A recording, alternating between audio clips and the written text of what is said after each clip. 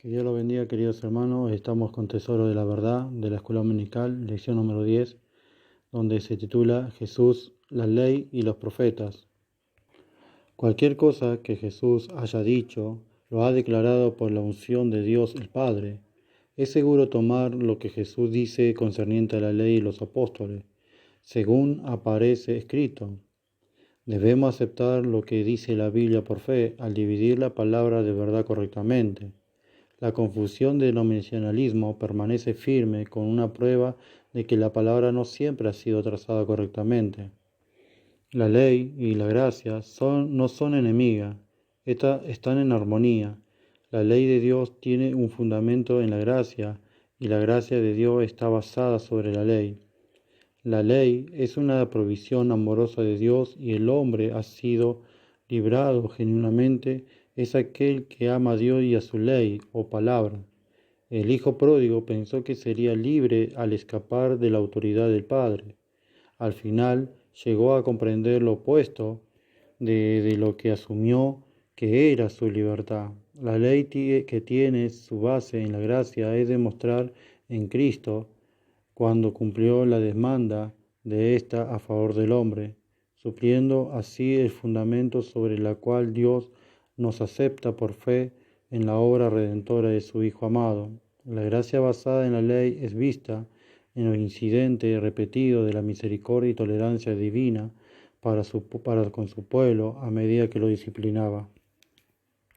El texto áureo se encuentra en Mateo 19:17. Si quiere entrar a la vida eterna, guarda los mandamientos. Comentario de la lección. Punto 1. Cristo cumplió la ley y los profetas. Punto A. Él cumplió la ley. Se encuentra en Mateo capítulo 5, versículo 17. No pensé que he venido para abrogar la ley y los profetas. No he venido para abrogar, sino cumplir. La palabra de Dios es su ley. Su palabra es la verdad eterna. David dijo, tu justicia es justicia eterna, y tu ley la verdad, y tus mandamientos son verdad, y su verdad por todas las generaciones. El mismo Jesús dijo, tu palabra es verdad. San Juan 17:17. La verdad es indestructible. Después de haber declarado que Él no vino para destruir la ley o a los profetas, afirmó que ha venido a cumplirlo. Su ley permanecerá para siempre en su principio eterno, mas el cielo y la tierra pasarán. La palabra de Dios es infalible y tiene que ser obedecida. La palabra cumplir significa obedecerla, vivirla, satisfacerla. Cristo vino para cumplir ese fin, propósito y conclusión hacia la cual el mandamiento fueron dirigidos. Él vino para satisfacer la demanda justa de un Dios santo por medio de rendir la obediencia perfecta requerida de una obediencia que ningún mortal depravado podría cumplir. Por ejemplo, una obediencia perfecta al Padre. El punto B. La ley del reino de Dios.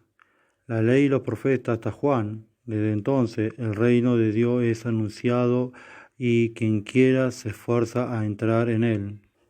Al presente, el reino de Dios está dentro del creyente. Antes de que Juan el Bautista comenzara a anunciar el reino, la ley y los profetas tuvieron que ser obedecidos literalmente, o sea, externamente, siendo que Cristo fue el único que pudo cumplir la ley y los profetas. Él pudo establecer ese reino de justicia dentro de los corazones de seres humanos. Ahora cada hombre tiene que batallar contra todas las fuerzas de que le sea impedimento en el mundo, dirigida por el diablo, a fin de llegar al cielo. Punto 2. Los mandamientos mayores. A. El mandamiento de amor.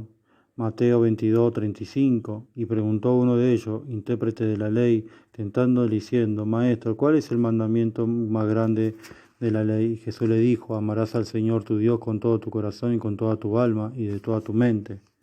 Los fariseos eran famosos por ser metódicos en la letra de la ley, pero en su hipocresía notoria.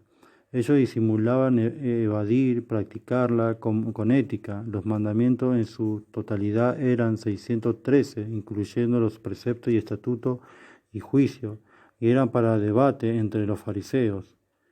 Jesús ignoró sus estratagemas y fue directo a lo que estaba escrito y en el orden en el cual Dios mismo le había mandado. El mayor de los mandamientos es amarás primeramente a Dios y después a tu prójimo, incluyendo a los seres humanos, aún a nuestros enemigos. Punto B. Los mandamientos restantes. De estos dos mandamientos depende de la ley y los profetas. Los primeros 4 mandamientos del Decálogo se relacionan con el amor de Dios y los otros 6 están relacionados al amor del prójimo. Todo lo demás pende o se deriva a los primeros 2, el amor a Dios y el amor al prójimo.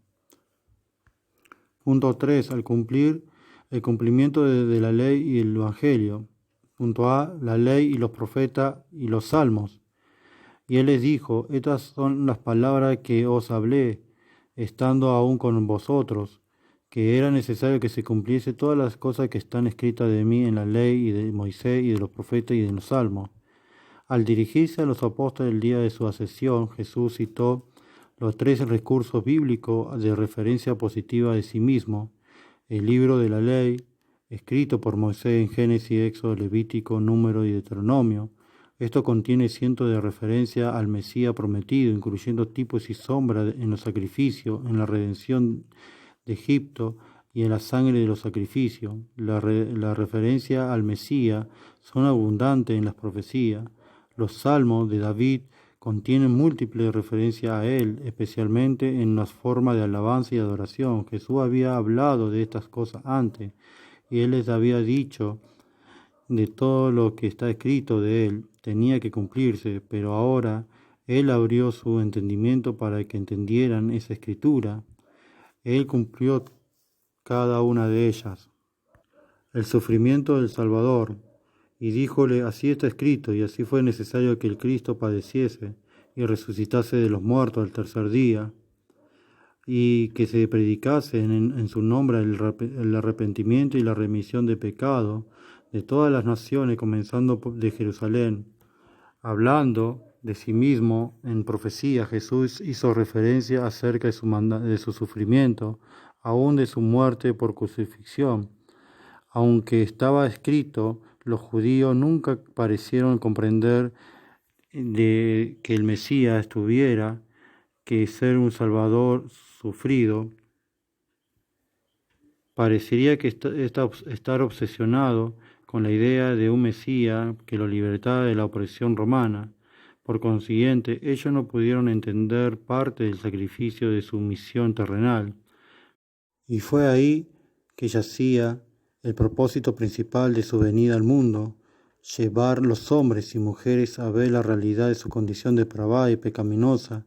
Luego debería escuchar su evangelio de salvación, justificación y regeneración por gracia a través de la fe, y finalmente su entrada al reino de Dios. El llamado de los discípulos para formar su iglesia no fue para los muchos, sino para un remanente que se arrepintió, creyó en él y aceptó ser el número de los electos por gracia. Lea Romanos 9, 27, Isaías 10, 22 y 23 y Romanos 11, versículos 2 al 5. Amén. Que Dios te bendiciendo, queridos hermanos. Para la gloria de Dios, les dejo esta enseñanza.